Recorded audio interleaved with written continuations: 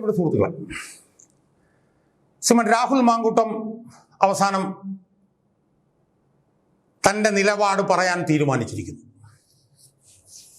അദ്ദേഹത്തിനെതിരെ വന്ന സ്ത്രീപീഡന ആരോപണങ്ങളിൽ മാസങ്ങൾക്ക് നീണ്ട നിശബ്ദതയ്ക്ക് ശേഷം മാസങ്ങൾ നീണ്ട നിശബ്ദതയ്ക്ക് ശേഷം തൻ്റെ നിലപാട് പൊതുമണ്ഡലത്തിന് മുന്നിൽ തുറന്നു വയ്ക്കാൻ രാഹുൽ മാങ്കൂട്ടം തീരുമാനിച്ചിരിക്കുന്നു. സുഹൃത്തുക്കളെ, നമ്മൾ ഓർക്കണം, കഴിഞ്ഞ 2-3-4 മാസക്കാലമായി എത്ര ഹീനമായ ആക്രമണമാണ് ആ ചെറുപ്പക്കാരനെതിരെ നടന്നത്. ഈ ചെറുപ്പക്കാരൻ കുറ്റം ചെയ്തിട്ടുണ്ടെങ്കിൽ തന്നെ ആ ചെറുപ്പക്കാരനെ ശിക്ഷിക്കാനുള്ള അവകാശം ഇവിടുത്തെ നിയമവ്യവസ്ഥയ്ക്കല്ലേ ഉള്ളത്. ഭീകരാക്രമണ കേസിലെ പ്രതികളെ പോലും നിയമവ്യവസ്ഥയിലൂടെയല്ലേ അവർക്ക് ശിക്ഷ ലഭിച്ചത്. എന്നാൽ ഈ ചെറുപ്പക്കാരനോട് അങ്ങനെയാണോ പൊതുമണ്ഡലം എന്ന് ഞാൻ പറയില്ല, മാധ്യമങ്ങളും ഭരണകൂടവും പ്രതിപക്ഷത്തിലെ ഒരു വിഭാഗവും ആ ചെറുപ്പക്കാരനോട് അങ്ങനെയാണോ പെരുമാറിയത്? നമ്മളൊന്ന് ആലോചിച്ച് നോക്കിയേ. എത്ര ഭീകരമായി ആ ചെറുപ്പക്കാരനെ അവരാക്രമിച്ചു. ആ ചെറുപ്പക്കാരനെതിരെ വന്ന ആരോപണങ്ങളൊന്നും ഞാൻ തള്ളിക്കളയുന്നില്ല. വളരെ ഗുരുതരമായിട്ടുള്ള ആരോപണങ്ങൾ വന്നു എന്നുള്ളത് ശരിയാണ്. പക്ഷെ ആരോപണങ്ങളാണ് വന്നത്.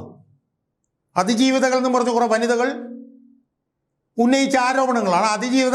അതിജീവിതകളാണോ എന്നുള്ളത് തന്നെ ഇപ്പോൾ സംശയം ഉയർന്നിട്ടുണ്ട്. ഇപ്പോൾ രാഹുൽ ഈശ്വരനെ പോലുള്ളവർ ചോദിക്കുന്നുണ്ട്,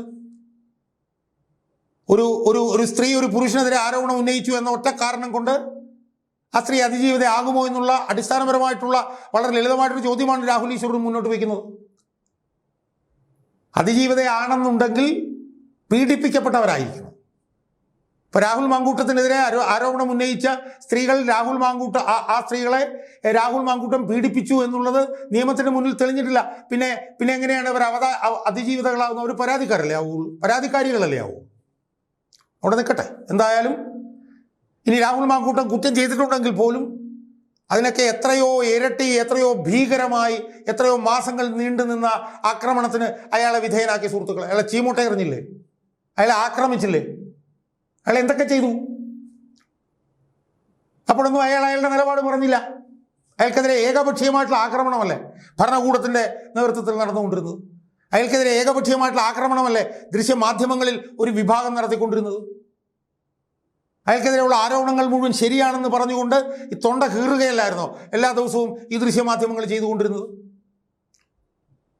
അയാൾക്ക് മുൻകൂർ ജാമ്യം കിട്ടിയപ്പോൾ പോലും മുൻകൂർ ജാമ്യം കിട്ടിയ കാര്യം ചർച്ച ചെയ്യാതെ കർശനമായിട്ടുള്ള ജാമ്യ വ്യവസ്ഥയോടുകൂടിയാണ് അയാൾക്ക് ജാമ്യം കിട്ടുന്നതെന്ന് പറഞ്ഞ് സ്വയം സന്തോഷിക്കാനല്ലേ ഇവിടുത്തെ ഈ പൊട്ട ദൃശ്യമാധ്യമങ്ങൾ ശ്രമിച്ചുകൊണ്ടിരുന്നത്? ആ സമയത്ത് എപ്പോഴെങ്കിലും അയാളുടെ നിലപാട് പറഞ്ഞിരുന്നോ? അയാളുടെ നിലപാട് പറഞ്ഞിരുന്നില്ല. എന്നാൽ ഇപ്പോൾ 2 കേസുകളിൽ അയാൾക്ക് മുൻകൂർ ജാമ്യം കിട്ടിക്കഴിഞ്ഞു. 3ാമത്തെ കേസിൽ ഹൈക്കോടതിയിൽ നിന്ന് അയാൾക്ക് മുൻകൂർ ജാമ്യം കിട്ടാൻ ഇടയുള്ള ഒരു സാഹചര്യത്തിൽ അയാളുടെ നിലപാട് പറഞ്ഞ് രംഗത്ത് വന്നിരിക്കുന്നു. അയാൾ 24 ന്യൂസിൽ ഹാഷ്മി താജ് ഇബ്രാഹിം എന്ന് പറഞ്ഞിട്ടുള്ള ഒരു അഹങ്കാരിയായിട്ടുള്ള ഒരു അവതാരകരുമായി 49 മിനിറ്റ് അയാൾ സംസാരിച്ച ഒരു വീഡിയോ ഇപ്പോൾ പുറത്തു വന്നിരിക്കുന്നു. ആ വീഡിയോ ഞാനിന്ന് രാവിലെ നോക്കുമ്പോൾ ആ വീഡിയോ അപ്ലോഡ് ചെയ്ത് 16 മണിക്കൂറുകൾക്കുള്ളിൽ 49 മിനിറ്റുള്ള വീഡിയോ ഏതാണ്ട് ഒരു 8 ലക്ഷത്തോളം ആളുകൾ കണ്ടു കഴിഞ്ഞിരിക്കുന്നു സുഹൃത്തുക്കളെ. 8 ലക്ഷത്തോളം ആളുകൾ. എനിക്കൊന്നും ഒരു റെക്കോർഡാണ്. കാരണം 49 മിനിറ്റൊക്കെ ആളുകൾ ഇരുന്ന് കാണുക എന്ന് പറഞ്ഞാൽ തന്നെ വളരെ പ്രയാസമുള്ള കാര്യമാണ്. പക്ഷേ ആളുകൾ അത് കണ്ടിരിക്കുന്നു. ഏതാണ്ട് ഒരു 10-20,000-നടുത്ത് കമൻറ്റുകളാണ് വന്നിരിക്കുന്നത്. 90% ഈ രാഹുൽ മാങ്കൂട്ടം എന്ന ചെറുപ്പക്കാരന് അനുകൂലമാണ്. ഞാൻ അന്ധമായി ആ ചെറുപ്പക്കാരനെ ആയിരിക്കുന്ന ആളല്ല. ഞാൻ ഒരു പൊതുപ്രവർത്തകൻ എന്നുള്ള നിലയിൽ സ്ത്രീകളോട് അതിരുവിട്ടുള്ള ഇടപെടലുകൾ അദ്ദേഹത്തിൻ്റെ ഭാഗത്തു നിന്ന് നടന്നിട്ടുണ്ട് എന്ന് വിശ്വസിക്കുന്ന ആളുമാണ് ഞാൻ. പക്ഷേ അയാളുടെ ഇൻ്റർവ്യൂ ഞാൻ ഇന്നലെ കേട്ടു. 1-ലധികം തവണ ഞാൻ കേട്ടപ്പോൾ അദ്ദേഹത്തിൻ്റെ ഭാഗം ശരിയാണ് എന്നുള്ളൊരു ബോധ്യമാണ് എനിക്ക് ഉണ്ടായത്. അത്രയ്ക്ക് വസ്തുനിഷ്ഠമായി, അത്രയ്ക്ക് യാഥാർത്ഥ്യ ബോധത്തോടുകൂടി,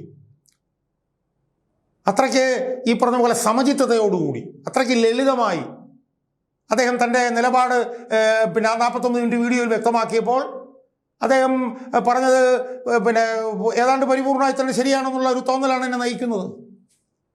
ഞാനതിൻ്റെ കൂടുതൽ വിശദാംശങ്ങളിലേക്ക് ഞാൻ പോകുന്നില്ല. ഞാനിപ്പോൾ പറയാൻ പോകുന്നത് അദ്ദേഹത്തിനെതിരെ പ്രധാനമായി ആരോപണങ്ങൾ ഉന്നയിച്ചു വന്നിരുന്ന 2-3 വനിതകളുണ്ട്. അതിജീവിതകളല്ല, ആരോപണങ്ങൾ ഉന്നയിച്ചു വന്ന 2-3 വനിതകൾ. ആ വനിതകളുടെയൊക്കെ നിലപാടുകളെ അദ്ദേഹം വലിച്ച് കീറിയെടുത്ത് ചുവരിൽ ഒട്ടിക്കുന്നത് എനിക്ക് ഇന്നലെ ആ ഇൻ്റർവ്യൂവിൽ കാണാൻ കഴിഞ്ഞു സുഹൃത്തുക്കളെ. വലിച്ചു കയറിയെടുത്ത് ചുവരിലൊട്ടിക്കുന്നത് എനിക്ക് കാണാൻ കഴിയും. അതിലൊന്ന് റിനി ആൻ ജോർജ് എന്ന് പറഞ്ഞിട്ടുള്ള ഒരു വനിത. അവരെന്തോ സിനിമാടിയാണെന്ന് പറഞ്ഞ് എനിക്കറിയില്ല. അവർ പിന്നെ സതീശൻ തൻ്റെ അച്ഛനെ പോലെയാണ് എന്ന് പറയുന്ന ഒരു വനിതയാണ്. അവർ തനിക്ക് മകളെ പോലെയാണ് റിനി ആൻ ജോർജ് എന്നാണ് സതീശൻ പറയുന്നത്. ആ വനിതയാണ് പിന്നെ രാഹുൽ മാങ്കൂട്ടത്തിനെതിരെ ആദ്യമായി ആരോപണം ഉന്നയിച്ചുകൊണ്ട് രംഗത്ത് വന്നത്. രണ്ടാമത്തെ വനിതയുടെ പേര് ഹണി ഭാസ്കർ എന്ന് പറഞ്ഞിട്ടുള്ള ഒരു സ്ത്രീയാണ്. അവരാരാണെന്നുള്ളത് എനിക്കറിയത്തില്ല. അവരാണ്. മൂന്നാമത്തെ ഷഹനാസ് എന്ന് പറയുന്ന ഒരു സാഹിത്യകാരി എന്ന് അവകാശപ്പെടുന്ന ഒരു വനിത. അവരെന്തോ കോൺഗ്രസിൻ്റെ എന്തോ സാംസ്കാരിക വിഭാഗത്തിൻ്റെ എന്തോ ഭാരവാഹിയാണ് എന്നൊക്കെ പറയുന്നത്. അവരാണ് വന്ന മൂന്നാമത്തെ വനിത. ഈ 3 വനിതകളാണ് രാഹുൽ മാങ്കൂട്ടത്തിനെതിരെ അതിശക്തമായിട്ടുള്ള ആരോപണങ്ങളുമായി ബന്ധപ്പെട്ട് രംഗത്ത് വന്നത്. ആ 3 പേരിൽ ഓരോരുത്തരെയും രാഹുൽ മാങ്കൂട്ടം ഇങ്ങോട്ട് എടുത്തിട്ട് അവർ പറഞ്ഞത് തീർത്തും പച്ചക്കള്ളമാണെന്ന് എങ്ങനെ തെളിയിച്ചു എന്ന് രാഹുൽ മാങ്കൂട്ടം പറയുന്നതിലൂടെ തന്നെ നമുക്ക് ഒന്ന് കേട്ടുപോകാം എന്നാണ് എനിക്ക് തോന്നുന്നത്. താൻ പരിചയപ്പെട്ട് 24 മണിക്കൂറിനുള്ളിൽ തന്നോട് മോശമായി പെരുമാറി രാഹുൽ മാങ്കൂട്ടം എന്നാണ് ഈ റിനി ആൻ ജോർജ് ഒരു പത്രസമ്മേളനത്തിലൂടെ അവർ പ്രഖ്യാപിച്ചു. ഹൂ കേഴ്സ് എന്ന് ചോദിച്ചു എന്നൊക്കെ പറഞ്ഞിട്ട് അവരാണ് ആദ്യം രാഹുൽ മാങ്കൂട്ടത്തിനെതിരെ ഒരു പത്രസമ്മേളനത്തിലൂടെ രംഗത്ത് വരുന്നത്. അവരിപ്പോഴും രംഗത്തുണ്ട്. അവരുമായി ബന്ധപ്പെട്ട് ഇപ്പോഴും വിവാദങ്ങൾ നിലനിൽക്കുന്നുണ്ട്. രാഹുൽ മാങ്കൂട്ടവുമായി ബന്ധപ്പെട്ട മൂന്നാമത്തെ പരാതിക്കാരിയെ പരാതി കൊടുക്കാനായിട്ട് ഇൻസ്റ്റിഗേറ്റ് ചെയ്തവരാണെന്നുള്ള നിലയിലുള്ള വിവാദമൊക്കെ ഇപ്പോൾ നിൽക്കുന്നുണ്ട്. അതവിടെ നിൽക്കട്ടെ, അത് നമുക്ക് പിന്നീട് കൈകാര്യം ചെയ്യും. ആ റിനി ആൻ ജോർജ് എന്ന് പറഞ്ഞ ആ സ്ത്രീ താനുമായിട്ടുള്ള ബന്ധം എന്താണെന്നുള്ളതും ഏത് നിലയിലായിരുന്നുവെന്നും അവരെങ്ങനെയാണ് രാഹുൽ മാങ്കൂട്ടത്തോട് പെരുമാറിയതെന്നും ഒക്കെ രാഹുൽ മാങ്കൂട്ടം വിശദമായി തൻ്റെ അഭിമുഖ സംഭാഷണത്തിൽ പറയുന്നുണ്ട്. അതിൻ്റെ വിശദാംശങ്ങളിലേക്ക് ഞാൻ പോകുന്നില്ല. കാരണം രാഹുൽ മാങ്കൂട്ടം പറയുന്നത് പിന്നെ കേൾക്കുന്നത് തന്നെയാണ് നല്ലത് എന്ന് തോന്നുന്നു. അതുകൊണ്ട് ഇനി റിനി ആൻ ജോർജുമായി ബന്ധപ്പെട്ടുകൊണ്ട് രാഹുൽ മാങ്കൂട്ടം പറഞ്ഞത് എന്താണ് എന്ന് നമുക്ക് ഒന്ന് കേൾക്കാം. ഒരു ദിവസം ഒരു യുവനടി, ഞാനങ്ങനെ അവർ ചെയ്തതുപോലെ പേരൊന്നും പറയാതെ പോകുന്നില്ല, റിനി ആൻ ജോർജ് എന്ന് പറയുന്ന പെൺകുട്ടി വന്നിട്ട് ഒരു മാധ്യമത്തിൽ ഒരു ഓൺലൈൻ ഇൻ്റർവ്യൂവിലാണ് എനിക്കെതിരെ ആദ്യമായിട്ട് ഒരു ആക്ഷേപം ഉന്നയിക്കുന്നത്. അപ്പം സ്ത്രീകൾക്കെതിരായിട്ടുള്ള പരാതികളൊക്കെ പറയുമ്പോൾ ഹൂ കേഴ്സ് എന്ന ആറ്റിറ്റ്യൂഡുള്ള ആളുകളെ പറ്റിയിട്ടാണ് പറയുന്നത്. എന്നിട്ട് അവർ പറഞ്ഞു, ഞാൻ അവരെ പരിചയപ്പെട്ടതിന് 24 മണിക്കൂറിന് ശേഷം മിസ്ബിഹേവ് ചെയ്തു എന്നാണ് അവരുടെ പരാതി. ആദ്യത്തെ ദിവസം പറഞ്ഞില്ല, പിന്നീടാണ് അവർ അത് പറയുന്നത്. അപ്പോൾ ഇത് കേൾക്കുമ്പോൾ ഞാനിങ്ങനെ ഞെട്ടിദ്ധരിച്ചിരിക്കുകയാണ്. ഇപ്പോഴും എനിക്ക് റിനിയോട് ചോദിക്കാനായിട്ടുള്ളത്, ഇപ്പം ഞാൻ പരിചയപ്പെട്ട് 24 മണിക്കൂറിന് ഉള്ളിൽ റിനിയെ ഹോട്ടലിലേക്ക് വിളിച്ചിട്ടുണ്ടെങ്കിൽ റിനിയുടെ മറുപടി എന്തായിരുന്നു? അതുകൂടി ഇപ്പോൾ പബ്ലിക് ഡൊമൈനിൽ വെച്ചോളൂ. എനിക്കറിയുന്ന കുറേ കാര്യങ്ങൾ പറയാം വിത്ത് എവിഡൻസ്. ചാറ്റ് ശ്രീ ഹാഷ്മിക്ക് പരിശോധിക്കാനും തരാം. ഞാൻ വെറുതെ പറയുകയല്ല, ഹാഷ്മിക്ക് പരിശോധിക്കാം. എന്താണ് ഞാൻ തരാം, ചാറ്റ് തരാം. എനിക്കറിയുന്ന അതിന് ശേഷമുള്ള റീസെൻ്റ് ആയിട്ടുള്ള ടൈം ലൈൻ മാത്രം പറയാം. ഈ റിനി പരാതി പറയുന്നതിന് തൊട്ടു മുമ്പ് മെയ് മാസം 28 ഞാൻ ഫ്ലൈറ്റിലിരിക്കുകയാണ്. ഫ്ലൈറ്റിൽ പിന്നെ കയറി എല്ലാവരും ഇരുന്നു. അപ്പോൾ അനൗൺസ്മെൻറ്റുകളൊക്കെ തുടങ്ങി. റിനിയുടെ ഫോണിൽ നിന്നും തുരുതുര എനിക്ക് കോൾ വരികയാണ്. ഞാൻ ഫോൺ എടുക്കുന്നു. അപ്പം ഞാൻ ആദ്യത്തെ ഫോണൊന്നും എടുത്തില്ല. അപ്പം ഞാൻ ഫോൺ എടുക്കുന്നു. എന്താ അപ്പോൾ തുരുതുര ഒരാൾ വിളിക്കണം. ഞാൻ ചോദിച്ചു എന്താ? അപ്പോൾ പറഞ്ഞു എൻ്റെ അമ്മയുടെ ബർത്ത്ഡേ ആണ്. മെയ് 28 ആലോചിക്കണം.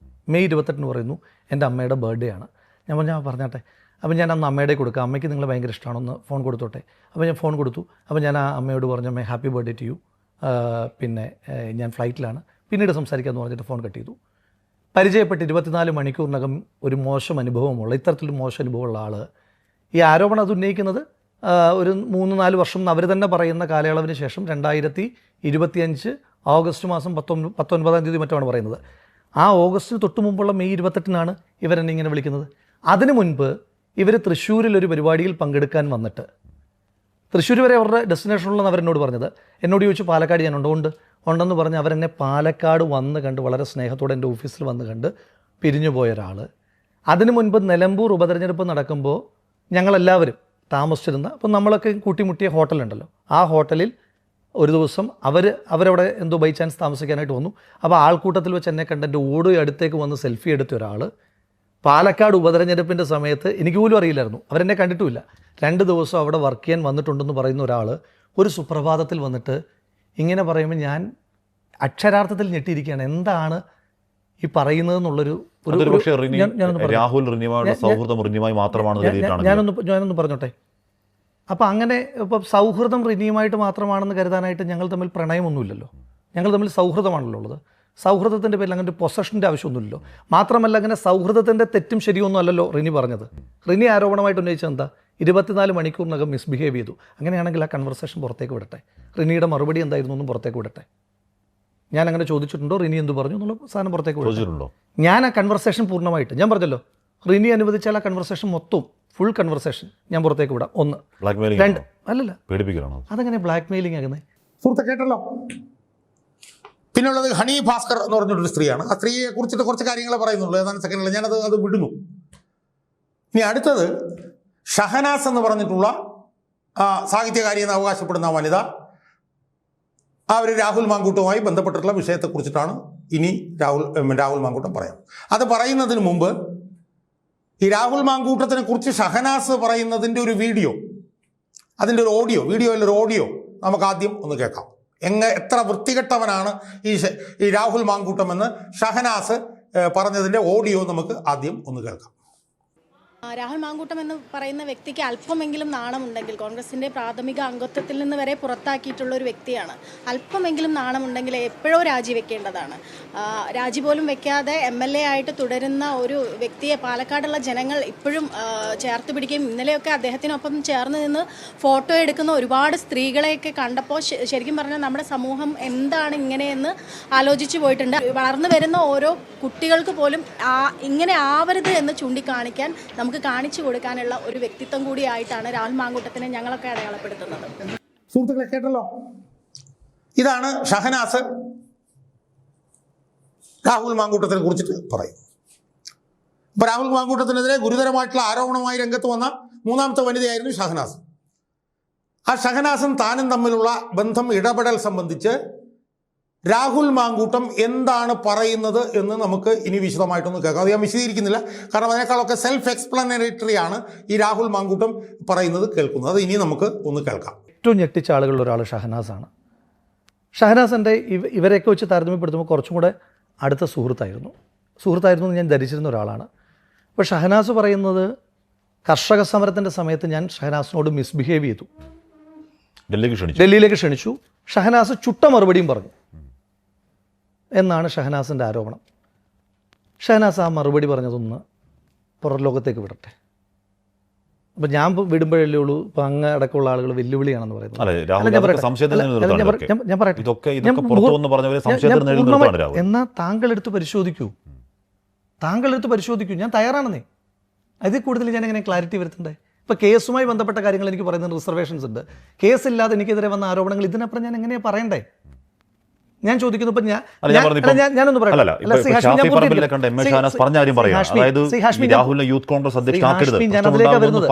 ഞാൻ പൂർത്തീകരിക്കട്ടെ. ഞാൻ അതിലേക്കാണ് പറയുന്നത്. ഇനിയിപ്പോൾ ഞാൻ ചാറ്റ് പുറത്തു വിടുമെന്ന് പറഞ്ഞു കഴിഞ്ഞാൽ താങ്കൾ പറയും, ഞാൻ കാണിക്കാമെന്ന് പറഞ്ഞു കഴിഞ്ഞാൽ താങ്കൾ പറയും ഞാൻ ഭീഷണിപ്പെടുത്തുന്നതാണ്. വേണ്ട, ഷഹനാസ് തന്നെ കാണിക്കട്ടെ. ഇനി താങ്കളുടെ ചോദ്യം, താങ്കൾ എന്താ പറഞ്ഞത്? ഷാഫി പറമ്പിലിനോട് എന്നെ യൂത്ത് കോൺഗ്രസ് പ്രസിഡന്റ് ആക്കരുതെന്ന് പറഞ്ഞു. അതിനെപ്പറ്റി എനിക്കറിയില്ല. അത് ഷാഫി പറമ്പിലും ശ്രീമതി ഷഹനാസും പറയേണ്ടുന്ന കാര്യമാണ്. എനിക്കറിയുന്ന ഷഹനാസ് ഞാൻ യൂത്ത് കോൺഗ്രസ് പ്രസിഡന്റ് ആകാൻ ആശംസ നേർന്നിട്ടുള്ള ഷഹനാസാണ്. എനിക്കറിയുന്ന ഷഹനാസ് ഞാൻ യൂത്ത് കോൺഗ്രസ് പ്രസിഡന്റ് ആയതിനു ശേഷം എനിക്ക് അഭിനന്ദനം പറഞ്ഞ ഷഹനാസാണ്. എനിക്കറിയുന്ന ഷഹനാസ് ഞാൻ യൂത്ത് കോൺഗ്രസ് പ്രസിഡന്റ് ആയതിനു ശേഷം നീ ലിറ്ററേച്ചർ ഫെസ്റ്റിവൽ അടക്കമുള്ള പരിപാടികൾ നടത്തണം എന്ന് പറഞ്ഞ് എനിക്ക് ഉപദേശം തന്ന ഷഹനാസാണ്. എനിക്കറിയുന്ന ഷഹനാസ് ഞാൻ യൂത്ത് കോൺഗ്രസ് പ്രസിഡന്റ് ആയതിനു ശേഷം എൻ്റെ ഒരു ഭാരവാഹിയെപ്പറ്റി എന്നോട് സൂചിപ്പിച്ച ഷഹനാസാണ്. ഇനി എനിക്കറിയുന്ന ഷഹനാസ് പാലക്കാട് തെരഞ്ഞെടുപ്പ് നടക്കുന്നതിന് ജൂലൈ മാസം, തെരഞ്ഞെടുപ്പ് പ്രഖ്യാപിക്കപ്പെട്ടിട്ട് പോലില്ല, ജൂലൈ മാസം ഇങ്ങോട്ട് നീ പാലക്കാട് മത്സരിക്കുന്നുണ്ടോ എന്ന് ചോദിച്ച് നീ മത്സരിക്കണം എന്നോട് ഇങ്ങോട്ട് പറഞ്ഞ എൻ്റെ സുഹൃത്താണ്. ഷഹനാസ് എന്നെ ദുബായിലേക്ക് ക്ഷണിച്ചിട്ടുണ്ട്. ഇതൊക്കെ പോട്ടെ, ഞാൻ പൂർത്തീകരിക്കട്ടെ. അത് തന്നെയാണ് പറയുന്നത്. ഞാൻ അവരെ പറ്റി ഒരു റോങ് ഇൻറ്റൻഷൻ അല്ലെന്ന് ഞാൻ പറഞ്ഞല്ലോ. ഞാൻ പറയുന്ന മൊത്തം എന്താ കേൾക്കാത്തത്? ഷഹനാസ് എന്നെ ദുബായിലേക്ക് വിളിക്കുന്നത് മാക്ബത്ത് പബ്ലിക്കേഷൻസ് എന്ന് പറയുന്ന ഷഹനാസിന് കൂടി പങ്കാളിത്തമുള്ള ഒരു സ്ഥാപനം, ആ സ്ഥാപനത്തിൻ്റെ ബുക്ക് പബ്ലിഷിങ്ങിലാണ്. എൻ്റെ ചോദ്യം, 2020 മറ്റോ അല്ലേ ഈ കർഷക സമരവുമായി ബന്ധപ്പെട്ട് സംഭവം അവർ പറയുന്നത്? കർഷക സമരം ആ സമയത്താണല്ലോ. ആ ആളെ 2024 എന്തിനാണ് മാക്ബത്ത് പബ്ലിക്കേഷൻസിൻ്റെ പുസ്തക പ്രകാശനത്തിന് വേണ്ടി ക്ഷണിക്കുന്നത്?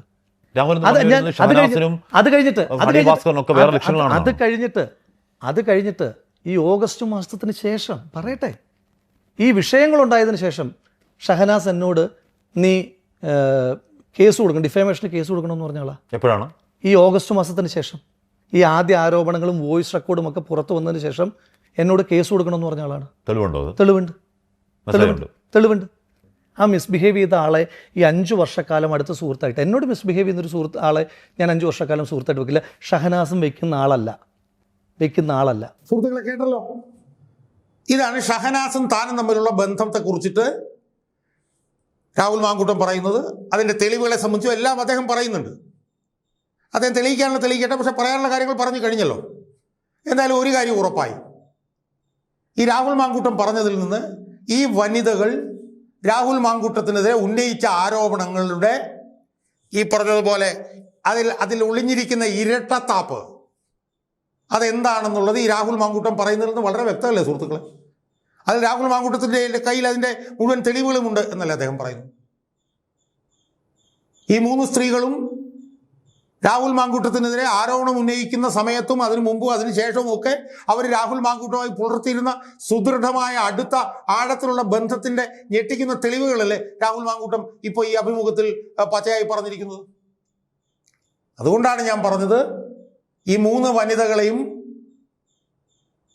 ഈ പറഞ്ഞ പോലെ അടിച്ചു കീറിയെടുത്ത് പിന്നെ ചുവരിൽ ഒട്ടിക്കുകയാണ് രാഹുൽ മാങ്കൂട്ടം ചെയ്തത് എന്ന്. ഈ സ്ത്രീകളുടെ ഇരട്ടത്താപ്പ് രാഹുൽ മാങ്കൂട്ടം പച്ചയ്ക്ക് തൻ്റെ പിന്നെ അഭിമുഖത്തിലൂടെ അദ്ദേഹം പുറത്തു കൊണ്ടുവന്നിരിക്കുകയാണ്. ഇനി ഇതിന് മറുപടി പറയേണ്ടത് ഈ വനിതകളാണ്. അവരെന്ത് മറുപടി പറയുമെന്ന് നമുക്ക് നോക്കാം. എന്തായാലും രാഹുൽ മാങ്കൂട്ടത്തിൻ്റെ ഈ അഭിമുഖത്തിലൂടെ ഈ വനിതകൾ പൊതുസമൂഹത്തിൻ്റെ മുന്നിൽ അവരുടെ യഥാർത്ഥ സ്വഭാവം തുറന്നു കാട്ടപ്പെട്ടിരിക്കുകയാണ് എന്നുള്ള കാര്യമാണ് നമ്മൾ മനസ്സിലാക്കേണ്ടത്.